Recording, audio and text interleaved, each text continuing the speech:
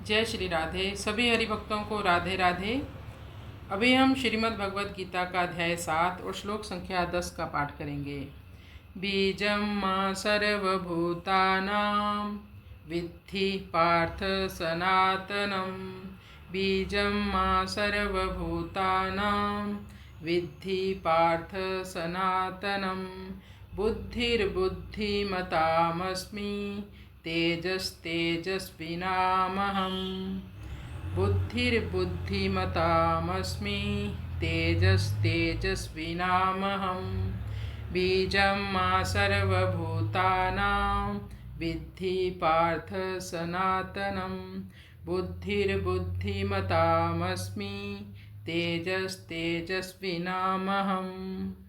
भगवान कहते हैं, हे पार्थ, जितने भी प्रकार के जीव जंतु हैं उनका जो बीज है, जहाँ से उनकी उत्पत्ति होती है, भगवान कहते हैं वो मूल बीज भी मैं ही हूँ।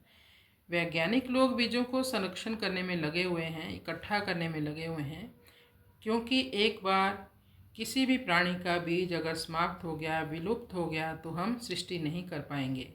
विद्धि पार्थ सनातनम, सनातन काल से भगवान बीज देने वाले हैं। बुद्धिर्बुद्धिमतामस्मि, कोई कितना भी बुद्धिमान व्यक्ति क्यों ना हो, उसकी बुद्धि भी भगवान ही है। किसी को भी अभिमान नहीं होना चाहिए कि मैं बहुत बुद्धिमान हूँ। तो इस संसार में किसी भी व्यक्ति को अगर नोबेल प्राइज़ मिलता है तो उसको नहीं मिलना चाहिए, क्योंकि श्री कृष्ण को ही नोबेल प्राइज़ मिलना चाहिए। क्योंकि हमारी बुद्धि के पीछे जो हमारी बुद्धि देने वाले हैं वो तो भगवान श्री कृष्ण हैं, उनको तो हम याद ही नहीं करते। अगर भगवान बुद्धि देने की शक्ति खींच ले तो व्यक्ति कभी भी कोई भी अपना कोई काम नहीं कर सकता, कहीं भी ऊंचाई पर नहीं पहुंच सकता। तो इसलिए सबसे पहले भगवान को ही नोबेल प्राइज़ मिलना चाहिए। तेजस्वी नाम हम, कोई बहुत ही तेजस्वी व्यक्ति हो, बहुत प्रभावशाली हो, उसके पीछे भी श्री कृष्ण की ही शक्ति होती है, क्योंकि भगवान ही संपूर्ण संसार के कारण है। संसार के रहते हुए भी वह सब में परिपूर्ण है। जितने बीज होते हैं वे सब वृक्ष से ही उत्पन्न होते हैं और वृक्ष पैदा करके नष्ट हो जाता है, परंतु यहाँ जिस बीज का वर्णन हो रहा है वो बीज है सनातन। आदि अंत से रहित, अनादि और अनंत है सनातन।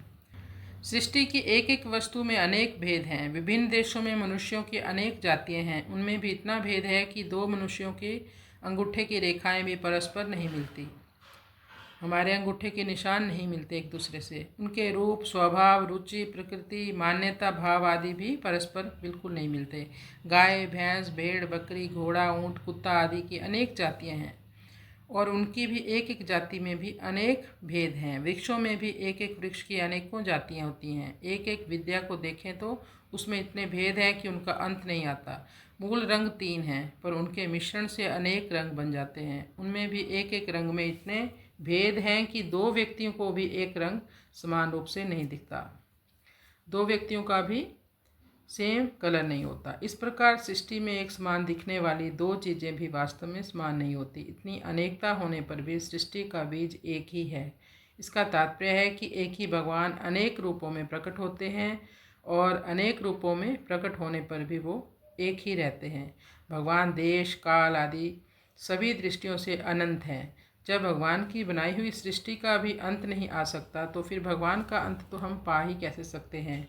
आज तक भगवान के विषय में जो कुछ भी सोचा गया है, जो कुछ भी कहा गया है, जो कुछ भी लिखा गया है, जो उनको माना गया है, वह पूरा का पूरा मिलकर भी अधूरा ही है। इतना ही नहीं, भगवान भी अपने विषय में पूरी बात नहीं कह सकते। अगर कह दें तो अनंत कैसे रहेंगे। कृष्ण नाम सुर नर मुनि गावे, कृष्ण नाम का ध्यान लगावे, कृष्ण नाम को अगम बतावे, कृष्ण नाम का अंत न पावे, कृष्ण नाम की ज्योत जगावे, कृष्ण नाम तब हृदय समावे, कृष्ण नाम ही जपे जपावे, कृष्ण नाम से मुक्ति पावे, कृष्ण नाम जप रे मना और भरोसे छोड़, तरना जे संसार है कृष्ण से नाता जोड़। जय जय सीताराम, जय जय राधे श्याम, जय जय सीताराम, जय जय राधे श्याम। जय गौ माँ, जय गौ।